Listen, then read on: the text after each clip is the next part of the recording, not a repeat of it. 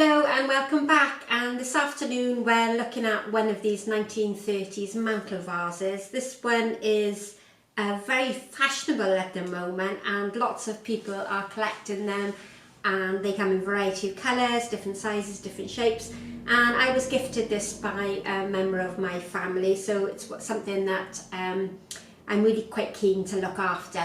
So rather than use some traditional wire netting inside, I'm just going to use some very traditional ivy to act as a support network to hold my flowers into place.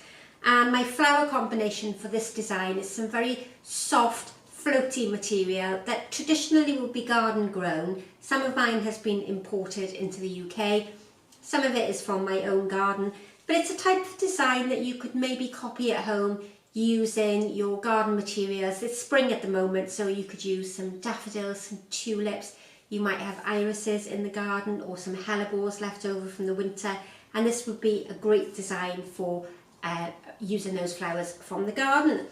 So I've got a variety of different stem lengths of the very traditional common ivy that you will see growing wild anywhere, and I've ensured that I've got nice clean stem ends that are going to be below the water level. And at the moment my vase is empty. I'm going to just add some clean fresh water into there where I've previously added flower food to, so that will help keep my container clean, it'll feed the flowers and ensure that we get the best out of the flowers from the garden. And then what I'm going to do, now I'm a little bit cross with myself because I've done this video once already and I forgot to press record. So the flowers are already cut to the size that I want them to be, so I've cheated a little bit. But basically I'm arranging so that the foliage and the flower content, it's about 2/3 the size of my floral container. So we're looking to do an arrangement that's about double the visual size of my container. And you can see that this piece of ivy doesn't want to sit where I want it to go. So we'll play around with that for a moment until I can anchor it in the best position. And what I might do is just leave that out until I've got a bigger support network in place and then re-add it in just a moment. So I'm looking to create a design that has width and length and of course depth. So materials front and back, side to side, and some height as well. And I've made use of the materials that are going to drape forward, and I've used some of the materials upwards as well, so I get almost a crescent shape forming. I nearly said horizontal then, but it's almost a crescent shape forming. So at the moment it's probably quite similar front and back, nice lot of natural movement, not trying to force the flower materials into any particular shape that we quite often do when we do traditional geometric shapes within flower arranging. So I've got quite a very pale, subtle colour combination to use today, and we're going to start with these wonderful Penstemon. Now, traditionally a garden flower, I can get them at the moment through the Dutch auction. It has that gorgeous, soft lilac shade with this wonderfully almost red colouring on the base, and these are going to help create my outline shape. And I've cut those probably to maybe 1.5 times the longer side of my container, just to give you a rough idea.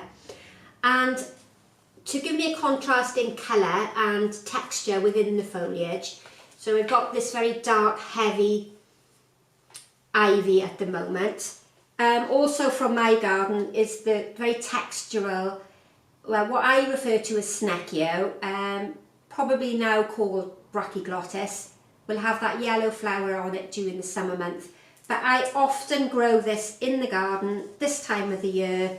It started off as a small bedding plant, it will continue all the way through the summer, and I use it for wedding bouquets to bring in that lovely yellow, that lovely grey colour combination.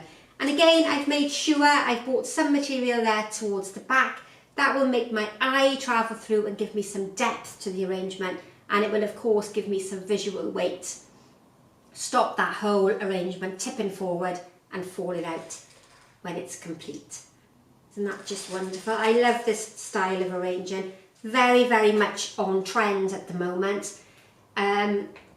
These containers are ever so popular. You can quite often pick them up in charity shops, car boot sales. Oh, well, that's if we were allowed to go to car boot sales. Of course, we're still living with restrictions regarding shopping, but you might be able to pick one of these up maybe on an online auction site or when the shops open back up again from your local charity shop. Quite sought after at the moment because us flower arrangers are really enjoying using them. So they're from the 1930s, very much made fashionable by the delightful Constance Spry, who used them in her arranging. And this time from the garden, I've got a selection of both Bluebells and the very sweet and delicate forget-me-nots. Now, don't worry too much about the lifespan of both the Bluebells and the forget-me-nots. They are both very long-lasting flower, even though they appear quite soft and quite delicate. If you condition them properly and you leave them in water overnight after you've picked them, they do last really well. So the soft, delicate material with traditional flower arranging rules tends to be towards the outside of your container, and the more dominant, larger flowers tend to be towards the centre. And even though this design is quite informal and we're not following any type of outline shape like a triangle or a circle, still really think and consider those basic principles and elements of design that we learn about when we're flower arranging. Now, to give me a more dominant section towards the centre, I have these wonderful, almost sort of dark purple, very dark colour. This is the Dorcas and it's the wild carrot. It's the lovely umbel, beautiful small flowers all clustered together there on the top. Very reminiscent of country gardens and cottage gardens and the herbaceous border, and very similar to the cow parsley that you would see growing on the verges during the summer months. Very much like Ammi Majus. And I'm going to use these more towards the centre of the design because they're a much bigger flower and it will give me a more dominant section towards the middle. I've got 4 here. This one's going to drape lovely over the front of my container. And the darker colouring picks up really well on the stems there on the outside. So quite simple, quite pretty. I probably could finish it there as well, but I have these wonderful butterfly ranunculus, which I don't use a great deal of for arranging with, but we do use them a great deal in wedding work during the summer months, particularly for brides who want that very boho, natural, just picked sort of country look. And they are simply wonderful, almost transparent in their texture. They have a very much like a pearlescent feel to them. And I'm just going to leave these drape over the side of my container, making use of their little personalities, those bobbin heads cascading neatly over the edge. Some of them are slightly taller. That will help give me an airy space, airy feel I should say, not an airy space, an airy feel to the arrangement. And because we're just inserting them through that structured foliage base, we don't worry about them damaging as we insert them into the floral foam. Now that gives me a little bit of a colour link between the base as well, so we've got the creamy whites to match with the container at the bottom. It's not always important to match with your container, but white sometimes can be a little bit visually dominant. It really depends on the environment that you're going to sit it in and the background of where you're sitting your arrangement.